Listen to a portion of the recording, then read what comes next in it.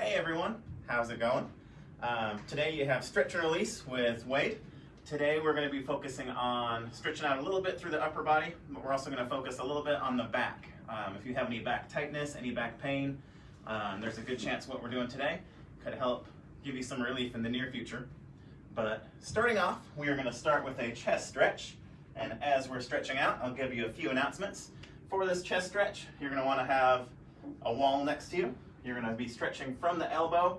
You'll place your elbow and your hand on that wall and then twist over to the side. So as you stretch, think about your shoulder being down, back, and you should feel that stretch all through here. It's really common that you'll see your shoulder want to creep up and you'll stretch like this, and then you're just going to feel that shoulder there. So if your scapulas are packed down and back, as you're stretching, you'll feel that a little deeper in each side of your chest. But once you finish that side, we're going about 30 to 45 seconds on each side. Go ahead and switch sides, getting that opposite arm.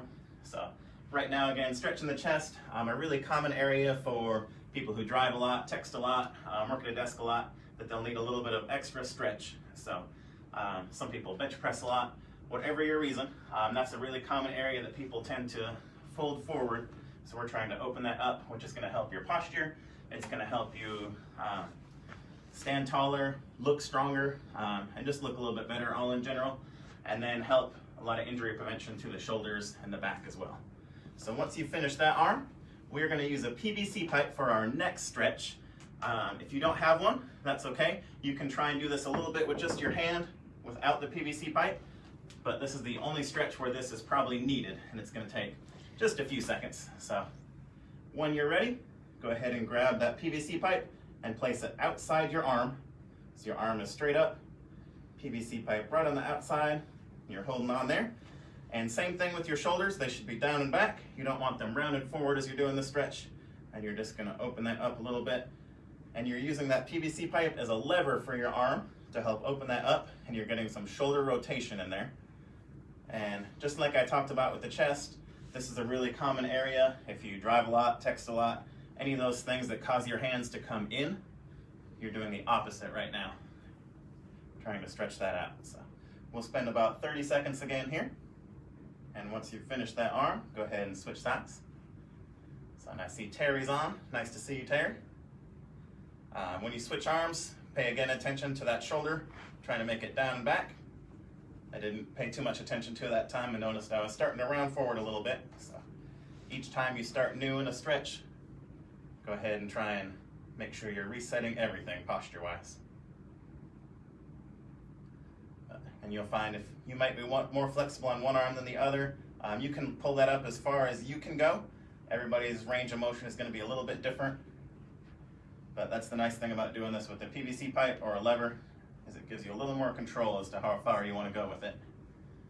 Once you finish that, you can do this stretch with the PVC pipe or without, and I'll show you each one. So we are going to come into a lunge. This one has a little bit of a strength component to it too.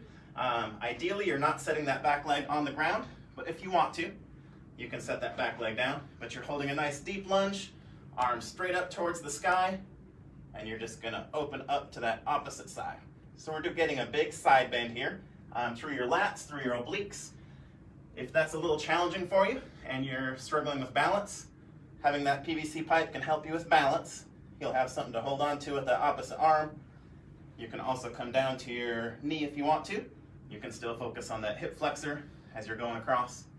But once you finish that one, switch to the opposite side. And we'll go that opposite direction. And I'll show this one down on my knee without the PVC pipe. Lots of different options and varieties here. And there's a lot of different directions you can go. You can go straight to the side. If you want to lean forward a little bit, that may hit a little bit more of the QL, which we're going to be focusing on next.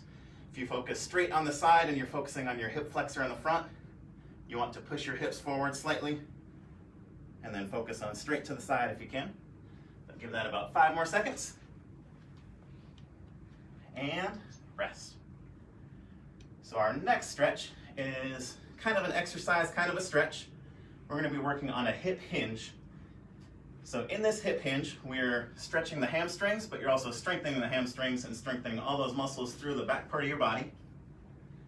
You can hold onto that PVC pipe if you want, but it's chest out, shoulders back, down and back, slowly lowering down and back up. So what it looks like from the side is you're pushing your hips back, you have soft knees, your feet are about shoulder width apart, you're slowly pushing back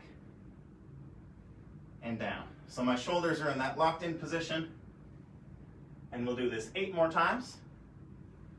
4, 8. Feeling that stretch through the hamstrings each time. 7. Feet are screwed into the floor. 6. 5. Doing good, keep that going. 4. Stomach's tight, hips are tight. 3. 2. And 1. All right. So a little bit more moving today, a little bit less on just pure stretching, but this next section is going to be focused on a little bit of release and a little bit of pure stretching. I actually had a lacrosse ball around here. It disappeared, so I'm going to use a foam roller, or a foam block. Actually, I found it over here. So you can use either or. If you don't happen to have a lacrosse ball and you just have a block, what you'll be doing is placing that right behind your back, and you're trying to target your QL. So your QL attaches to the hips, it attaches to your spine, and it attaches to the bottom of your rib cage on the back here. So it's a muscle that's right next to your spine, so it's not right down the center, but you have one of them right off to the right, one of them right off to the left.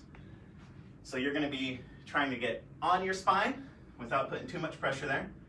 Move about 2 inches to the left, and then you probably want to come at it from just a little bit of an angle, and you're going to be placing that foam roller on that lacrosse ball, that foam block, that can of soup, whatever you happen to have. Place that muscle against that and just keep some pressure there right now. If you happen to have something that is easily rollable, you can roll up and down the wall and you'll feel that right next to your spine. It's a small muscle. It's called your quadratus lumborum muscle. A lot of people call it a QL for short.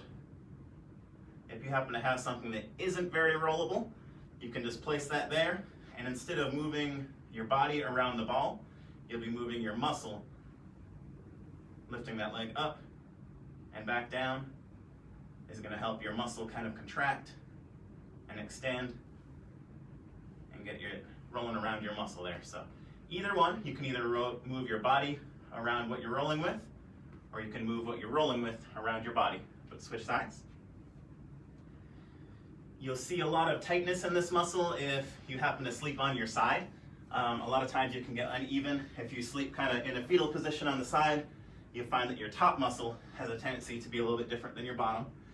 If you sit sideways when you're sitting in a chair, we have a chair here, so if you're kind of sitting and you find that you do this a lot, or you're kind of typing or looking over it in that direction, right now your hips are uneven, and you'll find that one tends to be a little bit more extended and one tends to have an issue being a little bit contracted. So QL is a very common back pain issue. Give it about 5 more seconds, rolling that opposite side. It can be misdiagnosed as sciatic pain. It can, if you think you slipped a disc or did something to your disc, a lot of times it can have those same kind of pain indicators. So that's one reason we're kind of focusing on that today. Our next stretch we're going to do is specific to the QL. So you'll get some lower back here, you'll get a little bit of obliques, you'll get a little bit of everything. But there's 3 different positions we can be in. Right now I have my legs crossed. I think you can see me on camera here. And because it's in your back, right next to your spine, you can kind of think what that muscle might do. It's going to bend forward, you'll get a stretch there, but it also does a lot of side bending is what that muscle is responsible for. So if you imagine that you're going at a 45-degree angle, you're lifting that arm up, trying to create as much space between your hips and your rib cage as possible, and then you're going to kind of lean forward and sideways, feeling that stretch there. So to create as much space as possible, you want to make sure that that hip that you're stretching on stays down. So if you feel like you're starting to lift your hip up and fall sideways, you may want to press that hip down. If it's a struggle for you in a Indian pose like that, you can sit kind of like that, 90-degree angle with your feet, and do that same thing and keep focusing on pushing your hips down and back as you lean forward to the side. So either way is great, but we'll do about 10-15 more seconds here. Leaning forward and to the side, stretching out that QL muscle. Focus as much on that side as you can. And if you find any tightness, you can hold this just a little bit longer if you want. Probably not something you want to hold for longer than 60 seconds. And rest. And then switch sides. So again, Indian pose is a good one. You can also have your legs bent back like that. I'll do Indian on this one. So,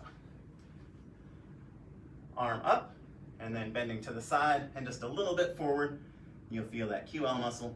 It's really common on this, especially if you happen to be one of those people that sit sideways, or you sleep on your side, that you'll find that one side is tighter than the other.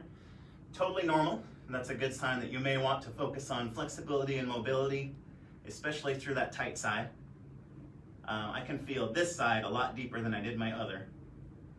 So that's a sign for me that I need to stretch this side just a little bit extra.